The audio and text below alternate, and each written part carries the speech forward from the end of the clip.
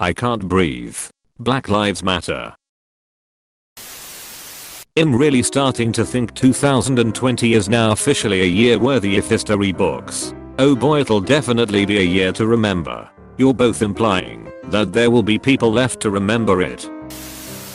I saw a live stream from Charleston where they were organizing and getting ready to march.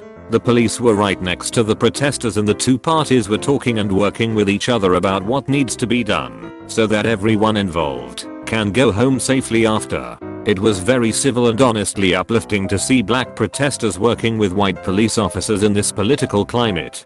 And in a way that makes sure no one gets hurt. Innocent people don't lose homes or business. Another protester got up and said that he talked to the neighborhood association asking permission to use certain streets and how they need to be respectful of the property because destroying it isn't going to help anyone. But then, some stupid little white kid got up, and I quote, "They want us to be peaceful. We need to fuck everything up to get our point across." He was met with boos and blank stares. The whole stream was a great example on how the peaceful people in the crowd protesting are the ones who want real change and the rioters don't care about the cause. They just want to watch this country burn. Literally and metaphorically, I went to the protest in my city tonight. Last night, protesters in a nearby city were repeatedly tear-gassed over minor vandalism, graffiti, and such. I'm not a big civic pride person, but I was proud of my city tonight. The protest was peaceful. Even with a couple thousand people there, it's not a big city. The police actually joined in instead of attacking anyone. The cops knelt with us for 8 minutes. The chief of police gave a short speech about how they were there in solidarity and want to keep an open dialogue with the people of the community. When I thanked a group of officers for not letting our community become part of the problem, one of them told me, "We are pissed off about this too." It was a nice reminder that, even though our country seems pretty fucked right now, there are good people on each side, legitimately fighting for change. I want to start by saying that, when I say Black Lives Matter there is an implied to at the end. I'm not saying my life matters more, or your life matters less. Just that mine is equally important, and not viewed as such by unfortunately many people. All lives matter is disrespectful, because it negates the purposeful attention we are trying to draw to black injustice specifically. I need you to please understand that racism is not the racism they taught us in school anymore. Modern racism is giving black people higher interest rates or bad loans, which a bank was sued millions for doing in 2017. It's Reddit is purposely not showing black people houses in nicer areas.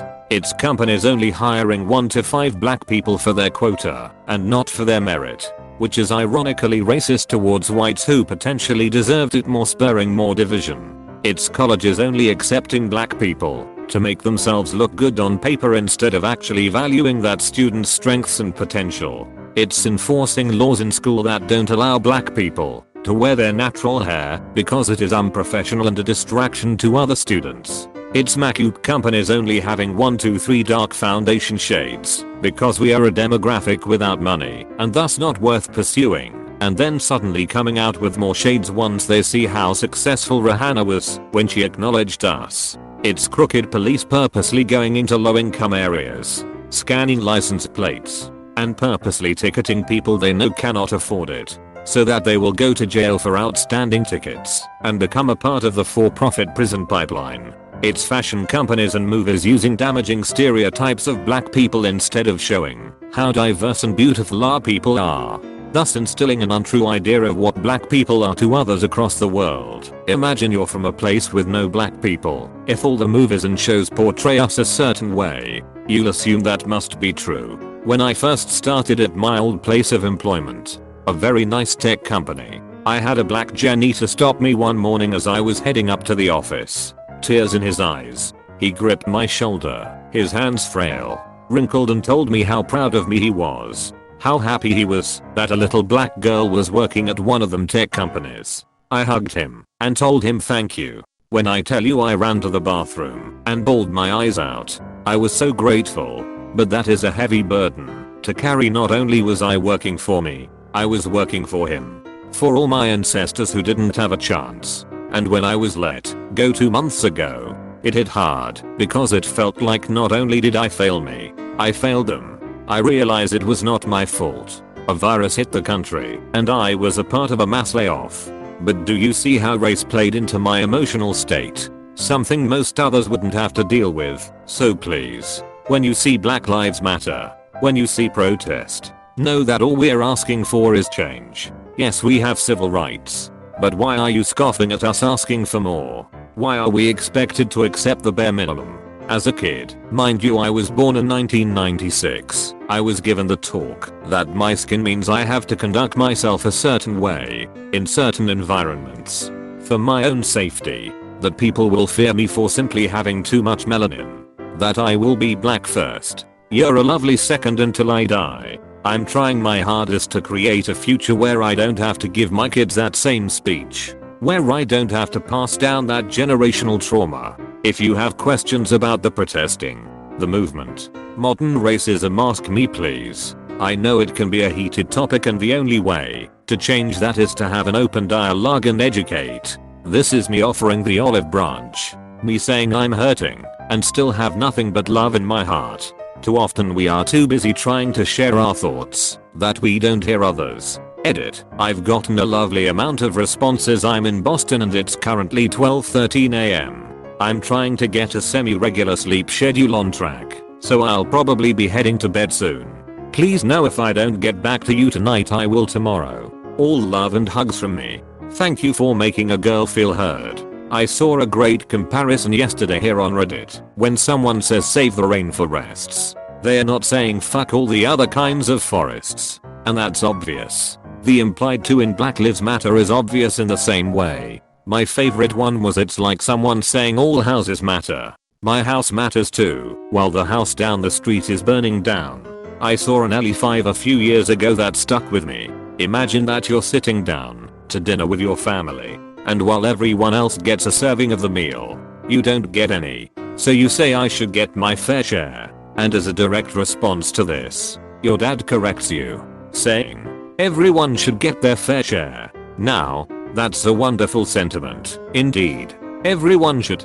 And that was kinda your point in the first place, that you should be a part of everyone. And you should get your fair share also. However, Dad's smart ass comment just dismissed you and didn't solve the problem that you still haven't gotten any. The problem is that the statement I should get my fair share had an implicit to at the end. I should get my fair share too. Just like everyone else. But your dad's response treated your statement as though you meant only I should get my fair share, which clearly was not your intention. As a result, his statement that everyone should get their fair share, while true, only served to ignore the problem you were trying to point out. That's the situation of the Black Lives Matter movement. Culture, laws, the arts, religion, and everyone else repeatedly suggest that all lives should matter. Clearly, that message already abounds in our society. The problem is that, in practice, the world doesn't work the way. You see the film Nightcrawler. You know the part where Annie Russo tells Jake Gyllenhaal that she doesn't want footage of a black or Latino person dying. She wants news stories about affluent white people being killed. That's not made up out of whole cloth. There is a news bias toward stories that the majority of the audience, who are white, can identify with. So when a young black man gets killed, prior to the recent police shootings, it's generally not considered news, while a middle-aged white woman being killed is treated as news. And to a large degree, that is accurate. Young black men are killed in significantly disproportionate numbers, which is why we don't treat it as anything new. But the result is that, societally, we don't pay as much attention to certain people's deaths as we do to others. So, currently, we don't treat all lives as though they matter equally, just like asking dad for your fair share. The phrase Black Lives Matter also has an implicit to at the end. It's saying that black lives should also matter, but responding to this by saying all lives matter is willfully going back to ignoring the problem. It's a way of dismissing the statement by falsely suggesting that it means only black lives matter, when that is obviously not the case. And so saying all lives matter as a direct response to Black Lives Matter is essentially saying that we should just go back to ignoring the problem. TL. Doctor, the phrase Black Lives Matter carries an implicit to at the end. It's saying that black lives should also matter, saying all lives matter is dismissing the very problems that the phrase is trying to draw attention to. Link to original https://www.reddit.com/r/explain-licking5/comments/3do1qm/ellie5 y_is_it_controversial_when_someone_says/ and credit to /u/geeky I remember reading that one at the time too. Very good explanation.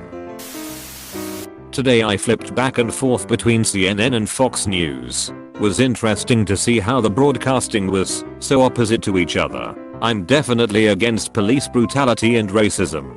The riots and looting aren't helping. But I get why it's happening.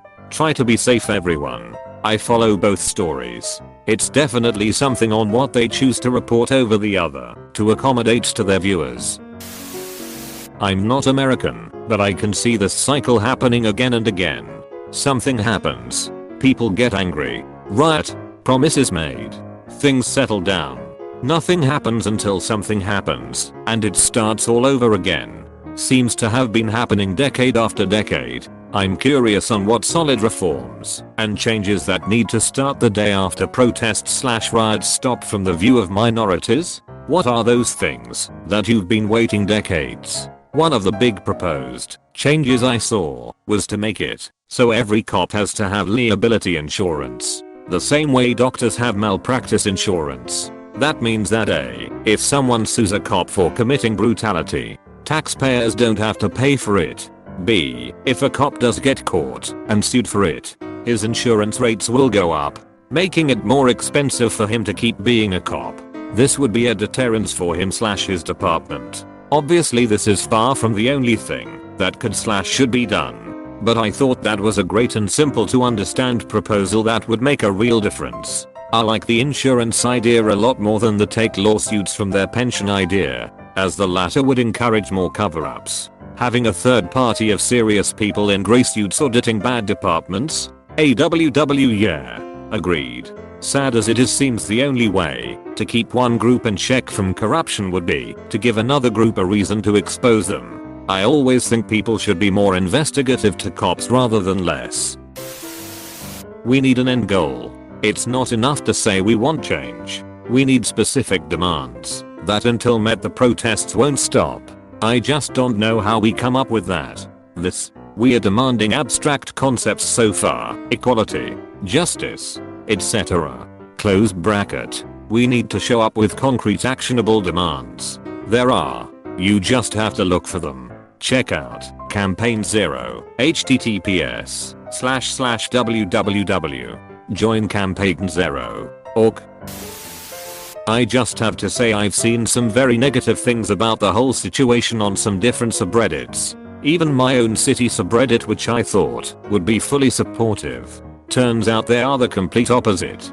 But there's been a whole lot of love, caring, and support coming from most subreddits, and I truly appreciate it. It means the world, honestly. What helped me was to focus on what happens during the day, which is much less reported on/shown on Reddit. Minnesota's true colors come out during the day. I've read so many comments about how many people thought of Minnesota as being progressive. Nice. For a few days I agreed. I couldn't comprehend what was going on. But I found the positivity of the state has outweighed the negativity by a long shot. Even on Reddit, there has been so much brigading on our subreddits that it is ridiculous. Especially at night, when most Minnesotans are sleeping. But there has been so much generosity during the day in Minnesota, it gives me hope. From the food donations to the amount of people willing to drive down there and just help clean up the mess from rioters. After a week of this, I've just found I need to focus on the positivity.